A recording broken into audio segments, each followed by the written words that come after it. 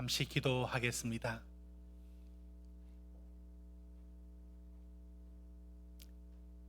거룩하신 하나님 아버지, 사랑하는 성도들이 대강절 첫 주 예배를 성전에서 드릴 수 있으니 참으로 감사드립니다.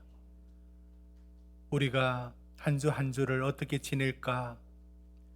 이 시간들이 참 지루하고 끝나지 않게 반복되어 참 힘겨워하고 있지만 하나님은 때를 따라 힘을 주시고 용기를 주셔서 늘 다시 일어나게 하셨고 또 예배의 자리에 나오게 하셨습니다. 오늘 이 자리 복되게 하시고 주의 은혜의 말씀이 온 심령에 넘치게 하여 주시옵소서. 예수님 이름으로 기도드리옵나이다. 아멘. 우리는 복음을 잘 안다고 생각하고 있고 기독교의 복음, 기독교의 교리를 처음 믿을 때 다 떼고 이제는 어떻게 사랑하고 어떻게 예배드리는 실천만 남았다라고 생각합니다. 그런데 그렇지가 않습니다. 우리는 우리가 알고 있다라고 생각하지만 늘 복음을 전해야 되고 그 복음을 자기 스스로에게도 그 복음을 선포할 수 있어야 됩니다. 오늘 저는 예수 그리스도에 대한 복음을 우리가 믿은 지가 몇 년 됐는데 아니요. 바로 우리 자신에게 복음을 선포해야 됩니다. 여러분 서신서에서는 항상 복음을 먼저 말하고 그러므로 어떻게 살아라 이게 나와 있지 이 두 가지가 항상 함께 갑니다. 그래서 오늘은 복음을 다시 한번 듣고 그 복음이신 예수가 누구신가를 다시 전하는 시간을 가지려고 합니다. 그런데 이렇게 가지려고 할 때 저는 두 가지를 방법을 쓰려고 합니다. 하나는 그림입니다. 또 하나는 사진입니다. 그래서 성화라고 하는 그림과 성지에 있는 사진 이 두 가지를 이용해서 예수 그리스도의 복음을 전하는 일, 내 스스로 그 복음을 선포하고 우리 스스로 그 복음을 서로 알리는 일을 다시 하려고 합니다. 오늘 말씀 이제 시작합니다. 예수님이 탄생하기 이전 시대를 기원전이라 말하고 예수님 탄생한 이후를 기원후라고 하여 BC와 라틴어로 AD는 결국은 예수님을 중심으로 역사가 나누어집니다. 그러니 지금 2020년, 21년 이렇게 나가는 모든 게 예수 그리스도를 중심에서 그때부터 2000년이고 2001년입니다. 그러니 역사의 중심에 서 있는 예수 그리스도를 안다는 것은 우리 인생에 매우 중요한 일입니다. 예수 그리스도는 역사의 한 인물이라는 것을 잊으면 안 됩니다. 예수 그리스도는 역사의 한 인물입니다. 여러분 종교와 사상과 철학 이런 역사에 가장 큰 영향력을 미친 사람을 성인이라 말하고 4대 성인을 말할 때 우리는 스가모니, 공자, 그리고 소크라테스, 그리고 예수 네 사람을 말합니다. 우리는 스가모니가 지금은 네팔이고 그때는 인도에서 태어난 기원전 6세기 사람인 거 알고 있습니다. 이 사람은 인간에게 욕망이란 게 있는데 이게 우리를 불행하게 하기 때문에 욕망에서 벗어나는 법, 해탈하여 자유로운 삶을 우리가 누릴 수 있다는 이 세계를 설파하죠. 그 다음에 등장한 사람은 2500년 전 지금부터 공자입니다. 공자는 노나라 곡부에서 떨어진 창평향이라는 곳에 태어난 사람인데 그는 가르치는 내용이 무엇이냐면 인입니다. 인. 사실 인은 더불어 사는 세상에서 함께 어떻게 잘 살 수 있느냐 그게 이제 인을 말함으로써 통치자들에게는 통치 이념을 심어주었고 다른 사람들에게는 더불어 사는 방법, 그것이 서로 인을 실천하는 길인 걸 일러주었습니다. 많은 영향력을 미쳤습니다. 그리고 예수님 태어나기 400년 전, 요즘은 테스형이라 부르던데요, 소크라테스, 그런 그리스 아테네에서 태어났고 어떤 무엇을 가르치기보다는 대화와 질문의 방법을 통해서 우리 자신을 알 수 있도록, 이게 철학, 역사, 사상에 엄청난 영향을 미치죠. 너 자신을 알아라. 인간에게 모든 지적인 출발을 내가 무지하다는 데서 출발해야 된다. 이 굉장한 가르침을 가르쳤습니다. 이처럼 예수 그리스도도 분명히 한 인간으로 이 땅에 오셨습니다. 저는 이제 오늘 소개하고자 하는 예수님을 성화의 그림을 가져올 때 이런 식의 그림을 피하려고 합니다. 지금 먼저 나와 있는 이 그림은 워너 셀만의 1892년도에 그린 그림인데요, 예수님이 굉장히 서구화되어 있어요. 저렇게 이마나 콧대나 이게 어떤 동양의 어떤 느낌이 들지 않고 서양의 그리스도가 되어 있습니다. 역사적인 고정과 그런 것이 없고 그 시대적인 것만 반영되어 버렸습니다. 이런 걸 피하려면 어떻게 해야 되느냐면 가장 성경적이고 그리고 뛰어난 화가의 그림을 도움을 받을 필요가 있습니다. 지금 보고 있는 그림이 오늘 주로 다루고자 하는 렘브란트라고 하는 네덜란드의 천재 화가인 렘브란트 화가인데요, 이분의 그림을 주로 사용하려 오늘 저는 이제 복음을 나누려고 합니다. 렘브란트는요, 종전의 예수에 대한 그림과 전혀 다르게 인간 예수를 그립니다. 유대인의 사는 촌에 들어가서 그들의 움직임, 그들의 모양새 이런 걸 연구해서 가장 예수의 모습에 근접한 그림을 그리려고 하고 있고, 그러나 그렇다고 누구의 그림을 그릴 수는 없죠. 감히 예수의 얼굴을 함부로 그릴 수 있겠어요? 그때 그가 어릴 적부터 성경 말씀을 읽으면서 성경 말씀에 있는 예수 그리스도에 대한 상상력의, 그의 천재적 그림 기술과 화가의 이게 접목합니다. 그래서 인간 예수를 그리면서도 뭔가 고뇌와 연민에 차 있으면서도 그 시선이 무엇인가 뚫어지게 뚫어내는 그런 날카로운 눈을 갖고 있는 예수의 그림을 그렸습니다. 실제 예수님이 저렇게 생겼는지 모르지만 우리는 성경적 모든 상상을 동원해서 그분을 실제적으로 보고 얘기를 나눌 필요가 있어서 이 그림이 동원되었습니다. 자, 그러면 한 인간으로 오신 예수 그리스도, 여러분 한번 다음 그림 보십시오. 이 그림은 렘브란트가 1669년에 시몬의 노래라는 제목을 붙인 그림인데요, 예수 그리스도 아기 예수를 안았던 시몬, 누가복음 2장에 나오는 내용입니다. 이 시몬을 안고 감격에 겨워하는 그 모습과 뒤에 연달아 나오는 안나 선지자의 뒷모습을 뒤에 배경을 담고 있습니다. 렘브란트는 지금 그리고 싶은 게 무엇이냐면 메시아를 기다렸던 사람이 아기 예수를, 그 메시아가 아기 예수로 오신 거예요.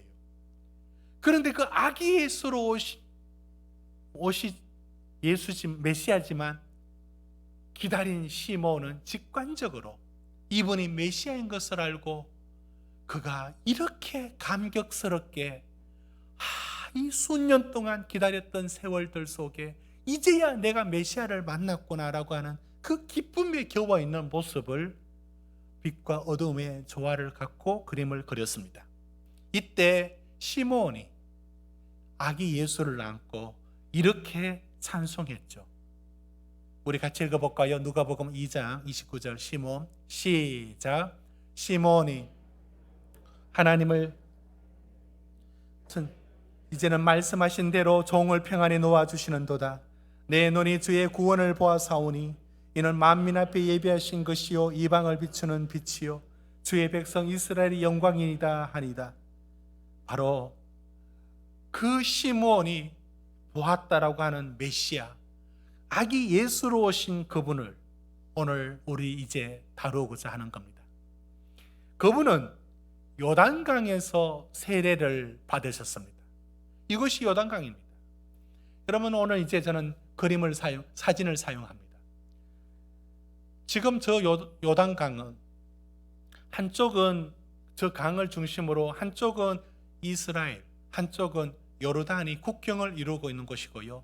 250km나 되는 긴 강줄기가 요단강인데 상류 쪽에는 헐몬산의 맑은 물이지만은 하류 쪽으로 내려오면은 진흙탕물이 되어 있습니다. 그래서 성경에는 저 요단강에서 나만 장군 엘리사가 저기서 씻으라 할 때 투덜대는 이유 중에 하나가 물이 맑지 않았습니다. 저게 요단강입니다. 그러나 상류 쪽에는 깨끗한 물이었는데 저곳이 예수님이 세례받은 장소입니다. 제가 지금 말씀하고 있는 부분이 무엇이냐면 예수는 신화 속의 인물도 아니고 가공의 인물도 아니라 저기서 세례를 받으신 한 인간 예수였어요. 세례를 받는 저 장소에 세례 요한은 먼저 회개의 선포를 하고 있었습니다. 내 뒤로 오시는 이가 나는 내가 감당도 못할 뿐인데 그는 성령과 불로, 말씀 띄워 주십시오, 성령과 불로 너에게 세례를 주실 것이라고 했습니다. 그러자 세례 받으시려는 예수에게 세례 요한이 왜 당신이 내게 세례 받습니까? 라고 하지 않으려고 합니다. 그때 예수께서 말합니다. 아니다, 세례를 나는 받겠다. 이렇게 하여서 하나님 뜻을 이루자. 여러분, 죄 없는 예수가 왜 죄 씻는 세례를 받아야 합니까? 그게 바로 인간에게 어떻게 다가오셨는지, 죄인의 자리까지 낮아지신 예수를 뜻합니다. 그 세례를 받았을 때 하늘에서 이런 소리가 들렸다고 복음서에서 말합니다. 마태복음 3장 17절입니다. 같이 읽겠습니다. 시작. 하늘로부터 소리가 있어 말씀하시되 이는 내 사랑하는 아들이요 내 기뻐하는 자라. 여러분, 내 기뻐하는 자, 내 사랑하는 아들이라고 하나님이 말씀하셨다라고 하는 이 예수, 그 예수가 사역을 시작한 곳은 갈릴리에서 사역을 시작하십니다. 이것이 갈릴리입니다. 저는 갈릴리 갔을 때 느낀 이미지는 포항 옆에 구룡포가 있는데 꼭 그 길을 보는 듯한 너무나 친근한 분위기였습니다. 꼭 해변가의 평지에 꼭 저런 분위기입니다. 갈릴리가 저렇습니다. 예수는 저 길을 걸어 다녔고 저곳에서 생활했습니다. 지금 갈릴리에 나와 있는 호수입니다. 여러분, 저 호수의 반경이 전체 다 돌면 50km나 됩니다. 차로 50km 도로도 한참 돕니다. 그만큼 넓은 호수라서 바다라 불렀고, 그렇게 부른 저곳에서 예수님의 배를 타고 걷는 얘기, 저 지명 따라 예수님이 달린 곳, 저 갈릴리는요 이스라엘 북쪽에 있는데 그 북쪽은 유대인들에게는 이방의 갈릴리라고 말했습니다. 왜냐하면 그곳은 유대인들에게는 변방에 불과했습니다. 그런데 예수님은 바로 저곳에서 복음을 전하시고 다녔습니다. 그곳에서 무엇을 하셨는가? 복음서는 이렇게 말하고 있습니다. 우리 같이 읽어봅니다. 마태복음 4장 23절부터입니다. 예수께서 시작. 예수께서 온 갈릴리에 두루 다니사 그들의 회당에서 가르치시며 천국 복음을 전파하시며 백성 중의 모든 병과 모든 약한 것을 고치시니 그의 소문이 온 수리아에 퍼진지라. 사람들의 모든 앓는 자 곧 각종 병에 걸려서 고통당하는 자, 귀신 들린 자, 간질하는 자, 중풍병자들을 데려오니 그들을 고치시더라. 갈릴리와 데가볼리와 예루살렘과 유대와 온 요단강 건너편에서 수많은 무리가 따르니라. 여러분, 세 가지를 보십시오. 첫째, 예수님이 전한 것은 하나님의 나라가 왔다라는 선포를 합니다. 하나님 나라가 왔대요. 당신이 왔는데 그게 하나님 나라를 들고 왔대요. 사람들은 잘 이해 못합니다. 그러자 예수님은 그들에게 병을 고칩니다. 병을 고치는 분으로 활동을 하십니다. 그러자 수많은 무리가 따랐다고 말합니다. 이분은 전한 복음이 무엇이고, 왜 병든 자를 고치시고 귀신 들린 자를 쫓아내시면서 왜 이런 일을 하셨을까? 도대체 그분은 누구신가? 그분은 한 인간일까? 아니면 도대체 무엇이란 말인가? 이런 질문을 우리가 가질 수밖에 없습니다. 그래서 우리는 이제 예수님이 사셨던 동네로 가야겠습니다. 예수의, 제목 띄워주십시오. 예수의 본 동네는 가버나움입니다. 가버나움. 그 동네 한번 보실까요? 그 동네는 이런 회당이 있는 그런 어촌 마을이었죠. 전경을 보시면 위에서 찍은 거로 보면 저게 가버나움 지역입니다. 가버나움 마을입니다. 우리는 구로동에 살고 있고요. 예수님은 저 동네에 사셨습니다. 분명히 육신을 갖고 저기서 생활하셨던 분이 예수입니다. 저 가버나움을 영상으로 보면 이렇습니다. 잠시 한번 볼까요?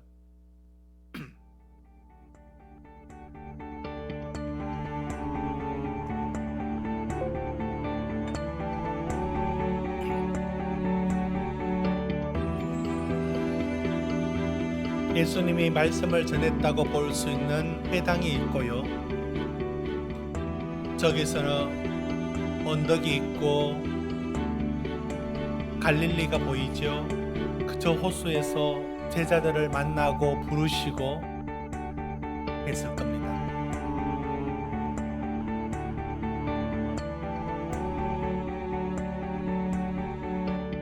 예, 됐습니다. 저는 성화의 그림과 사진을 갖고 신화 속의 예수가 아니라고, 그분은 육신의 몸을 갖고 이 땅에 오신 실제하는 인물이었음을 제가 강조를 하고 있습니다. 저 가버나움에서 일어난 많은 일들 중에 기적이 많이 일어났는데 두 가지 사건을 간단히 말씀하면, 한 번은 저곳에 주둔하고 있었던 게 로마가 지배하고 있었고요.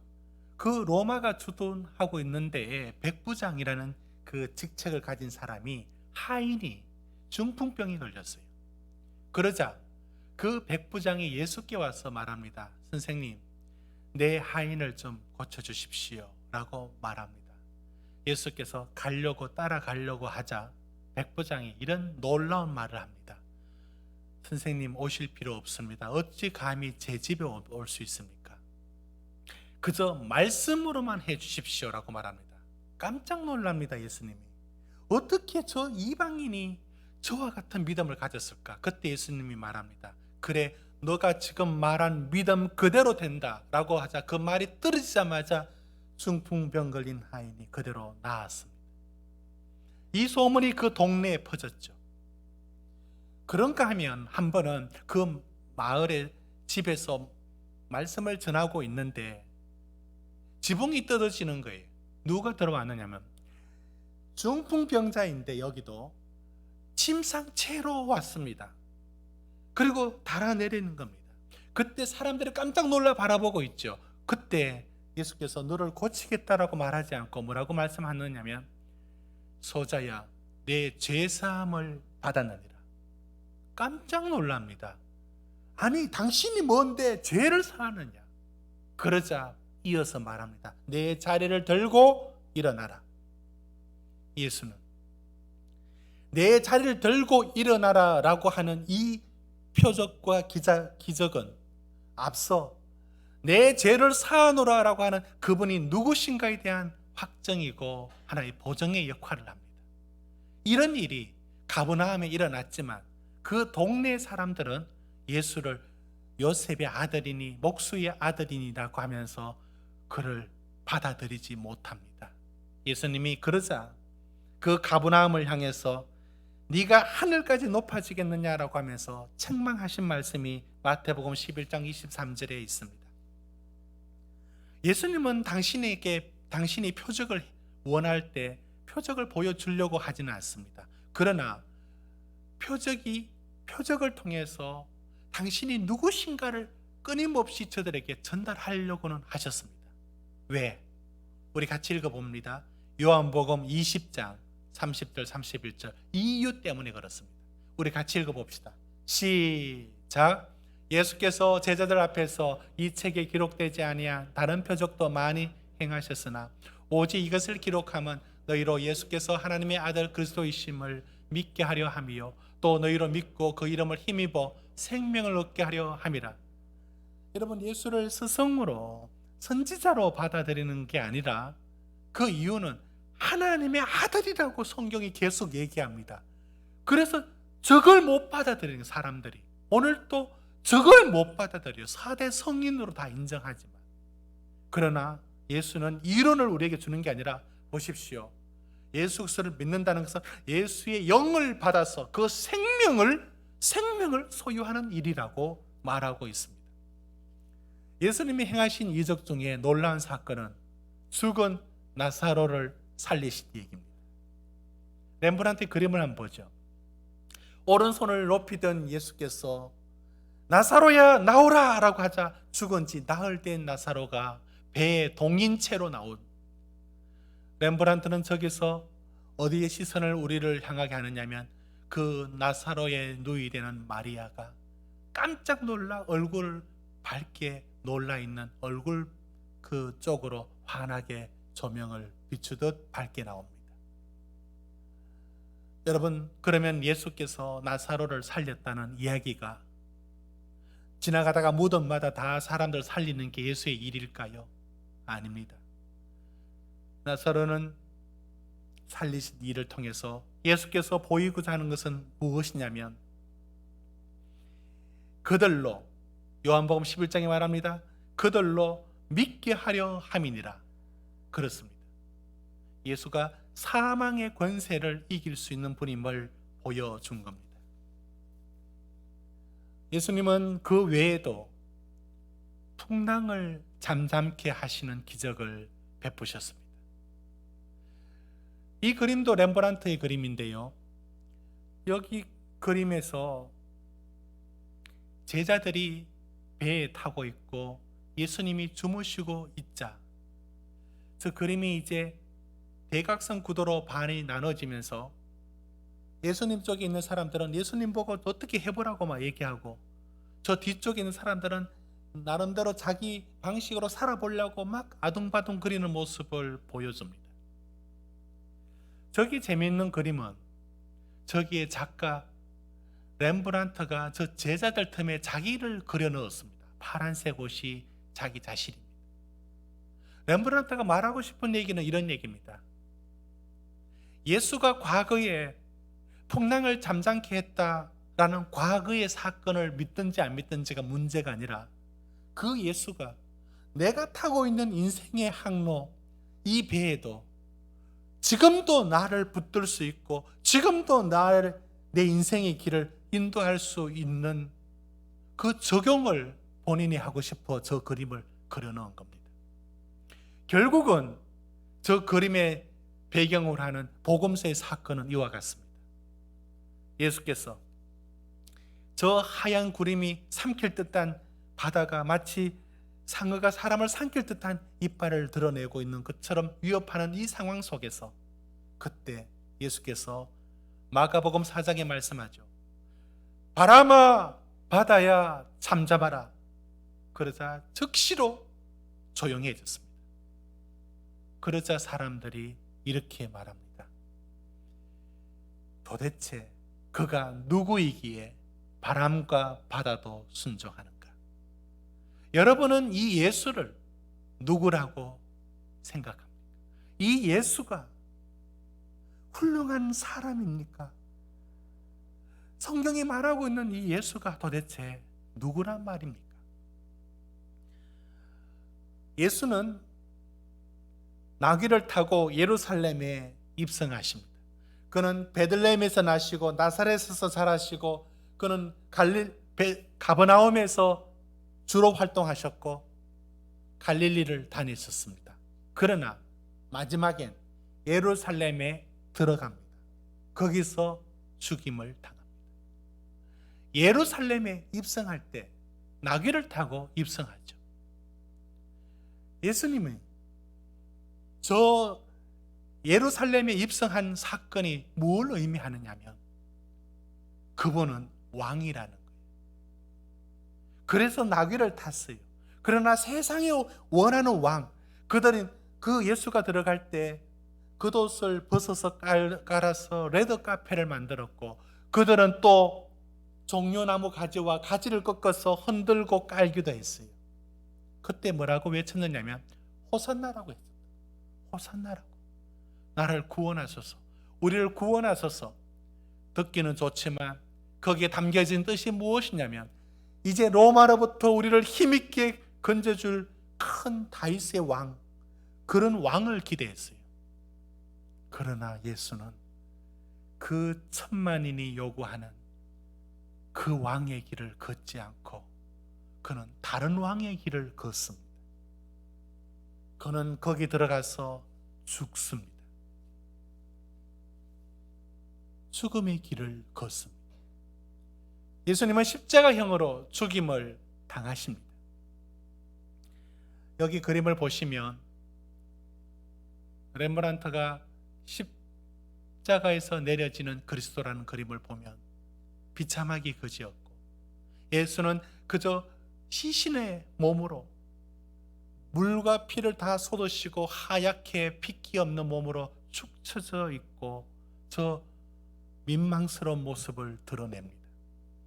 그런데 저런 비참한 죽음을 맞이했는데 복음서는 예수의 죽음을 이렇게 말하고 있으니 그는 정치적으로 죽었거나 누구에게 억울하게 죽었다는 것으로만 설명할 수 없는 그의 죽음의 의미를 복음서는 이렇게 말합니다. 우리 마태복음 20장 28절 같이 읽습니다. 시작.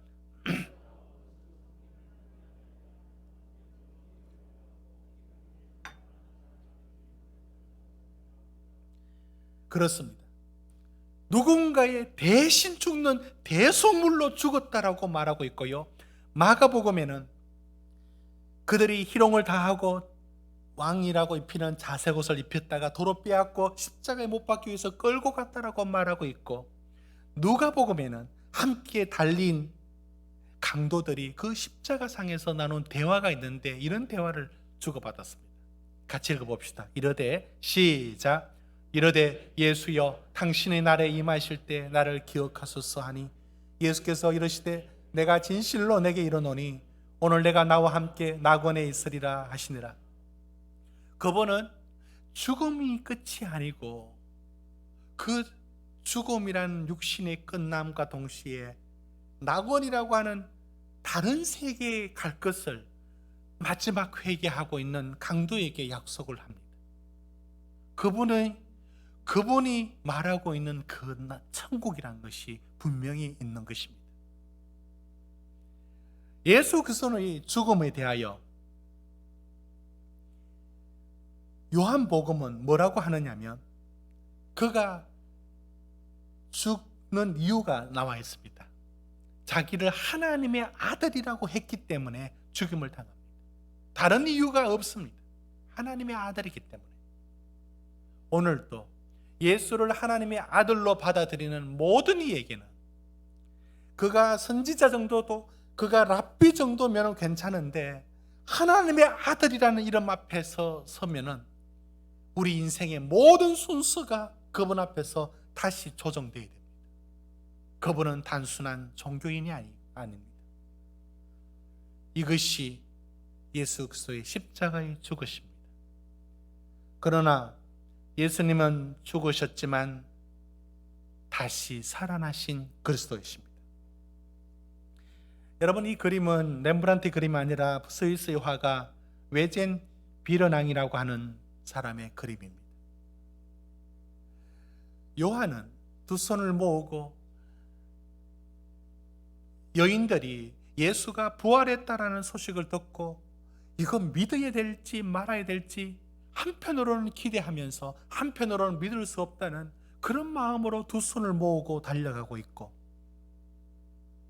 옆에는 베드로가 놀란 듯 뛰어가고 있으면서 손을 가슴에 올리면서 그가 정말 부활하셨다면 나의 그리스도입니다 라고 맹세하듯 손을 가슴에 올리며 뛰어가는 이 모습은 부활의 어떤 모습을 그려내려고 했느냐면, 예수의 부활에 대하여 복음서가 이렇게 말하고 있습니다.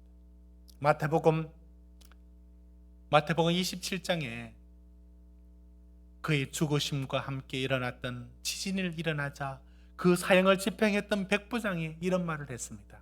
이는 진실로 하나님의 아들이었도다. 결국에 예수 그리스도가 누구신가를 끊임없이 성경이 말하고 있습니다. 마가복음 16장에는 무덤은 비어있고 여기 계시지 않는다라고 말했습니다. 누가복음에는 의심하고 있는 도마에게 내 손과 내 팔을 보고 나인 줄 알라라고 했고, 후대에 적혀진 요한복음은 예수를 향해서 나는 부활이요 생명이라고 말씀했습니다. 이것이 예수 그리스도이십니다. 다음, 그 다음 넘어갑니다. 다음, 여러분, 기다리는 아버지 띄워주십시오. 다음, 이제 마지막 그림을 보려고 합니다. 렘브란트의 그림 속에 유명한 그림 기다리는 아버지, 원래 제목 탕자의 귀양, 저 그림은 도난당하고 없습니다. 근데 저기서 렘브란트가 그리고 싶어 했던 누가복음 15장의 이야기는 무엇이냐면, 탕자가 떠나 아버지 품을 떠나서 허랑방탕하게 살았던 삶, 그러다가 돌아왔을 때 아버지가 받아주는 모습에서, 첫째, 그 아들을 긍휼히 여기는 기울어진 고개와 눈이 먼 듯한 기다리다가 눈이 먼 듯한 저 표정으로 불쌍히 여기는 하나님이 그 죄인을 향하여 기다리는 하나님 아버지의 모습을 그리려고 했습니다.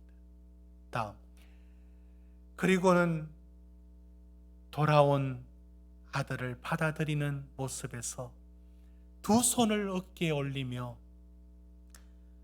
그를 다독이며 받아주는, 한쪽 손은 아버지, 한쪽 손은 어머니 손, 그 아버지와 어머니의 모성과 부성으로 그를 받아들이는 하나님의 모습과, 탕자는 머리가 빡빡 밀려져 있는 죄수에 불과한 죄인의 모습을 갖고 있으면서 그가 살아온 발은 하나님을 떠나서는 저렇게 초라할 수밖에 없고 저렇게 비참한 인생이 될 수밖에 없음을 보여줍니다. 결국 누가복음은 오늘 우리에게 묻고 있습니다. 하나님이 기다리고 있다는 것을, 하나님 아버지께 가기 전까지는 진정 참된 안식이 없다는 것을, 그리고 그 하나님을 아는 길은 하늘을 아무리 쳐다봐도 하나님을 알 수가 없어요. 오직 예수 그리스도를 통해서만이 그 하나님을 우리가 볼 수 있고 알 수 있습니다. 예수 그리스도, 그분은 당신에게 누구입니까? 성경은 말합니다. 그분을 받아들이고 믿는 자에게 하나님께서 그를 자녀로 삼으셨다는 얘기를 해주고 있습니다. 이제 우리는 복음을 선포하고 복음을 확인하며 우리 스스로에게도 이 말씀을 다시 던집니다. 우린 언제나 반복해서 이 기도를 할 수가 있고 또 이렇게 복음을 전한 후에 기도를 가르칠 수도 있습니다. 우리 영접기도 같이 우리 천천히 읽어 기도로 합니다. 시작. 하늘에 계신 하나님 아버지, 저는 지금까지 제 인생의 주인으로 살아왔습니다. 그러나 이제 제 마음의 문을 열고 예수 그리스도를 생명의 구세주, 내 인생의 주인으로 영접합니다. 나는 하나님 아버지의 독생자 예수 그리스도께서 나의 죄를 대신하여 십자가에 못 박혀 죽으시고 사흘 만에 부활하셨음을 믿습니다. 지금까지 살아오면서 지은 죄를 용서해 주시고 당신만이 줄 수 있는 영생을 갖게 하옵소서. 이제부터 예수 그리스도를 통하여 살아계신 하나님을 믿습니다. 이 땅에 살아가는 동안 하나님과 함께 살게 하시고 저 천국에 부르실 때는 평안히 당신의 품에 안기게 하소서. 무엇보다 날마다 주님의 말씀을 읽고 기도하며 살아가길 원하니 저를 도와주옵소서. 이 모든 말씀을 주 예수 그리스도 이름으로 기도드립니다. 아멘. 오늘 여러분이 들어오실 때 나눠드렸던 그 책자가 오늘 읽었던 그대로의 내용을 축약해서 담겨져 있습니다. 처음에는 저는 이 책을 우리 성도들 가운데 연로하신 부모님을 모시고 또는 요양원에 계신 또 가까이 멀리 계신 분들이 많이 있었습니다. 찾아가기도 힘들고 언어적인 전달로 예수님을 전하기도 힘들어서 그럼 어떻게 할까 하다가 성화와 성지의 사진을 갖고 예수를 전하면 참 좋겠다 생각이 했습니다. 성화를 찾아보니까 앞에는 중세시대의 성화는 복음서의 내용을 담기에는 너무 다른 세계를 그리고 있고 후대의 그림도 쓸만한 그림이 없고 딱 맞는 그림이 거의 렘브란트식의 그 신앙이 성경적인 신앙이어야 되겠다는 생각이 들었습니다. 그래서 주로 렘브란트의 그림이었고 그림으로 찾을 수 없는 부분들을 성지 사진으로 대신했습니다. 그래서 여러분들 그 앨범에 57 사이즈인데요. 가족 사진 몇 장 넣고 해서 부모님께 갔을 때 좀 읽어주시고 차근차근 읽어주시고 실제 예수의 얼굴이 다를 수는 있지만 그러나 가장 성경적인 어떤 부분을 상상한다면 이 얼굴이 아닌가로 시작하는 그 성화의 여러 이야기들을 곁들여서 할 수 있도록 그렇게 만들어진 책이니까 그렇게 잘 사용하면 좋겠습니다. 그 용도로만 만들려 하다가 그래 복음은 우리 스스로도 늘 확인하고 전할 수 있어야 되겠다 싶어서 오늘 설교로 전했습니다. 저는 이 복음이 늘 들어도 놀랍고 늘 들어도 미처 알지 못하는 그 어떠한 영역을 늘 남겨두고 있는 신비감이 있고 그래서 예수에 대한 신앙 고백을 다시 새롭게 할 수 있습니다. 여러분도 그러기를 원합니다.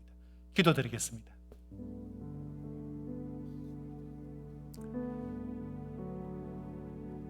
제가 짧게 기도하겠습니다.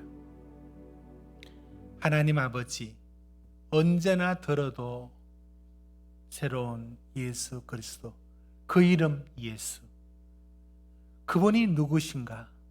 그분이 누구신가에 대하여 우리의 신앙의 고백이 분명히 서게 해 주십시오.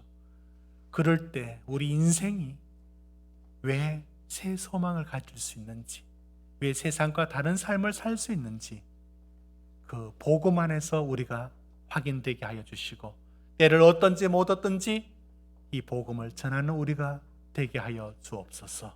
특별히 가족들 안에는 꼭 복음을 함께 나눌 수 있도록 하나님, 우리가 복음 전하는 자로 이것을 수단으로 잘 사용할 수 있도록 도와주시옵소서. 예수님 이름으로 기도드립니다. 아멘.